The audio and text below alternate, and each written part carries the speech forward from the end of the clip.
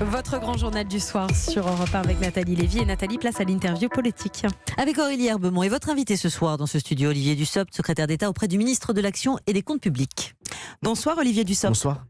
Est-ce que vous êtes prêt à renoncer au rétablissement de l'équilibre financier du régime de retraite avant le passage au système par points ? Le rétablissement de l'équilibre est une condition importante. Et il y a deux aspects à avoir en tête. Premier aspect, c'est quel système nous construisons. C'est un système par points, c'est un système universel, c'est un système équitable, et c'est un système qui doit être durable, viable, pour qu'on n'ait pas, tous les 5 ans, comme c'est le cas depuis maintenant 20 ans, à avoir une réforme des retraites. Et puis, il y a la situation du système actuel. Et ce système, nous savons qu'il génère actuellement des déficits, et le Conseil d'orientation des retraites l'a dit. Pour que le système à venir soit équilibré, c'est bien de ne pas partir avec un boulet au pied qui s'appelle la dette. Ça fait partie des points de difficulté. Nous savons qu'un certain nombre de partenaires sociaux, je pense à la CFDT, ne souhaitent pas de mesures qu'on qualifie de paramétriques. Eux-mêmes disent qu'il faut que le système soit équilibré, mais nous pouvons diverger sur les hypothèses du système d'équilibrage. Nous allons, dans les prochains jours, avoir à prendre un certain nombre de décisions. Quand je dis nous, c'est le gouvernement. Le haut-commissaire termine ses consultations. J'étais encore avec lui hier matin pour rencontrer les organisations syndicales des douanes. Et il va rendre ses conclusions, va rendre la synthèse de ses concertations, et le Premier ministre s'exprimera. Mais ça peut être une option sur la table justement pour avoir de votre côté la CFDT qui, elle, est le seul syndicat qui est pour le régime par points. Ça n'est pas tout à fait le seul, en tout cas ce n'est pas le seul à vouloir un système universel, même s'il peut y avoir des divergences sur les approches ou encore des interrogations auxquelles il faut apporter des réponses. Je répète, il faut qu'on trouve le moyen, la voie de passage, pour à la fois avoir un système qui soit équilibré dans le temps, parce que dans le temps, important, pas forcément avant la mise en œuvre. œuvre. Un système qui soit équilibré, c'est important d'avoir un système qui soit accepté par tous. Mais je le répète, on ne peut pas mentir aux Français, on ne peut pas reporter, comme on le fait depuis des générations, le fardeau d'une dette sur nos enfants, nos petits-enfants, nos arrière-petits-enfants. Donc il faut trouver cette voie-là. Ça fait partie des discussions, et je le répète une seconde fois, si vous me permettez cette mauvaise formulation. Le Premier ministre va rendre des arbitrages qui sont extrêmement importants. Arbitrage extrêmement important, là, qu'on aura la semaine prochaine, milieu de semaine prochaine. L'architecture de la réforme, et des précisions seront apportées. Il va dire ce qu'il retient des concertations. Il a déjà ouvert un certain nombre de pistes de discussion. Il a dit qu'il avait entendu la CFTC, par exemple, sur les droits familiaux, la CFDT sur la question de la pénibilité. Il a dit aussi qu'il inscrirait dans la loi cadre, celle qui sera votée au premier semestre 2020, un certain nombre de garanties. Pour ce qui concerne les agents publics, dont je m'occupe plus particulièrement, la garantie de compensation pendant la période transitoire pour les enseignants, de façon à ce qu'ils ne soient pas perdants, mais aussi des garanties comme un minimum de retraite à 1 000 €, ou encore le fait que la valeur du point soit aussi garantie. Ça fait partie des éléments, et je crois des réponses à l'inquiétude, aux interrogations qui ont pu être exprimées aujourd'hui. Alors, il reste des marges de négociation, c'est ce que dit la porte-parole du gouvernement aujourd'hui. Par exemple, sur les périodes de transition, on oublie une mise en œuvre pour la génération 63. Vous nous dites que ça peut être effectivement plus tard, mise en œuvre plus tard. Je vous le dis d'autant plus pour la génération d'entrée dans le système. Je vous le dis d'autant plus que le Premier ministre l'a dit lui-même mercredi dernier. Mais on ne sait pas encore quelle génération. Non, parce que ça fait partie des discussions, ça fait partie... 73, c'est ce qu'on lit dans la presse ce matin, par exemple. J'ai lu un certain nombre d'articles parlant de 73, il y a d'autres hypothèses sur d'autres années. Ce n'est pas, si vous me permettez, ce n'est pas une question d'années.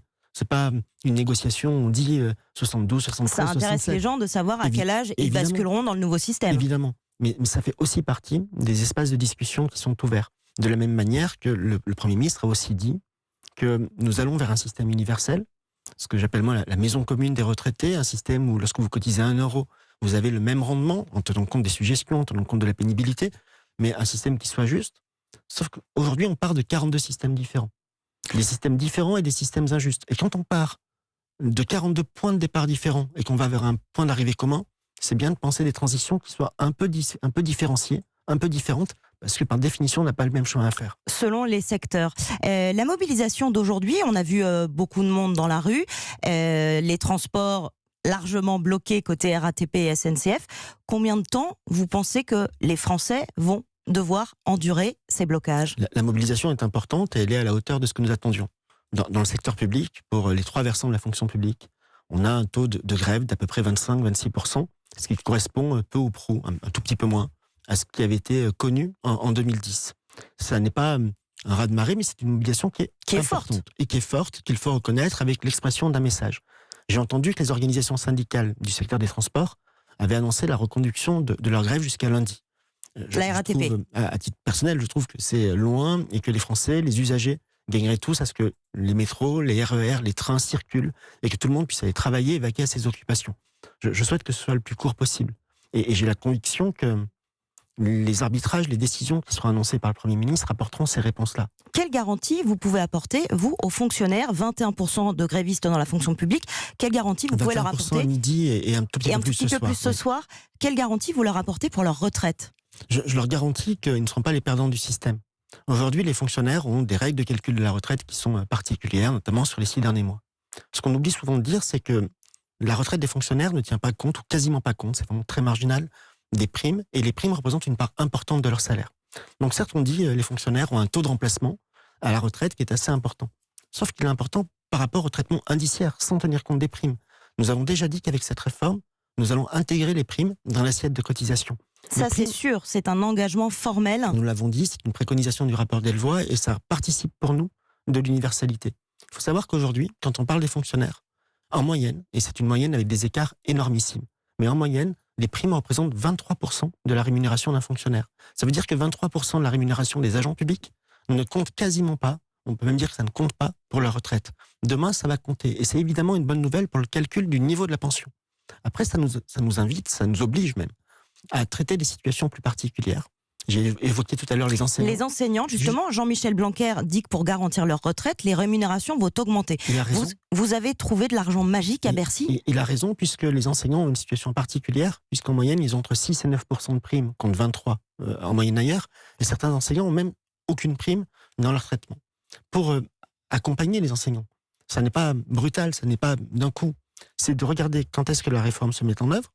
Le rapport de Jean-Paul Delvoye préconise que ce soit en 2025. Combien de temps dure la transition ? Avec quelle vitesse montent en puissance les nouvelles règles dans le calcul de la pension ? Mais où vous trouvez l'argent pour augmenter les rémunérations ? Et il faut faire monter les rémunérations, notamment des enseignants, pour combler ce différentiel, au même rythme que celui où on met en œuvre la réforme. On va pouvoir définir et évaluer précisément combien il faut pour cela lorsqu'on connaîtra tous les paramètres. On sait que, à l'échelle de 15 ans, ça va représenter quelques milliards d'euros. Quelques milliards d'euros, mais non pas en une fois, de manière très progressive et sur la durée de la transition. Et si la transition est prévue pour 15 ans, ça sera pour 15 ans.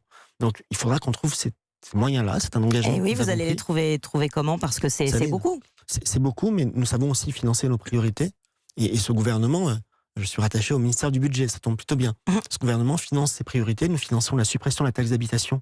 C'est 18 milliards d'euros en l'espace de 4 à 5 ans. Nous le faisons tenant nos engagements. Nous n'avons pas dépassé nos engagements en termes de déficit. Nous continuons à diminuer le poids des prélèvements obligatoires tout en dégageant les marges de manœuvre pour financer des priorités. C'est ce que nous ferons. Un tout dernier mot, Olivier Dussopt, sur l'ambiance dans les manifestations. Il y a eu quelques heures place de la République. En ce moment, il y a des tensions place de la Nation. Il faut qu'on s'habitue à ces manifestations avec des heures. C'est devenu la règle maintenant dans les mobilisations. Vous savez, je ne suis pas sur place. Il y a un préfet de police, un ministre de l'Intérieur et chacun s'occupe de ses compétences. Mais ce que je vois, notamment sur vos écrans, c'est que les heures que nous avons ne sont pas des heures liées aux organisations syndicales. Au contraire, nous avons eu presque 700 000 personnes, peut-être un peu plus, un peu moins, c'est en cours de précision, qui ont manifesté aujourd'hui. Dans l'immense majorité des cas, les choses se sont bien passées. Et si elles se sont bien passées, c'est aussi parce que les organisations syndicales, quand bien même nous puissions avoir des désaccords très profonds avec elles, ont des services d'ordre et savent organiser des manifestations. Nous l'avons dit dès ce matin, c'est un point qui est important. Et il faut saluer le travail qui a été fait pour que les manifestations, dans l'immense majorité des cas, se passent bien. Après, il y a des heurts, il y a des tensions, il y a des casseurs. Là, c'est le boulot des forces de police, de la justice, et je les condamne le plus fermement possible. Mais en tout cas, merci aux syndicats, et vous espérez que dans les semaines qui viennent, les syndicats vont aussi vous aider pour la suite. Et nous espérons surtout que la discussion soit la plus constructive possible pour que cette réforme, qui est une réforme de justice, aille au bout. Parce qu'on a un système qui aujourd'hui est injuste, les Français le savent, qui est fragile. Et le réformer, le transformer, c'est une nécessité. Merci Olivier Dussopt d'avoir été mon invité.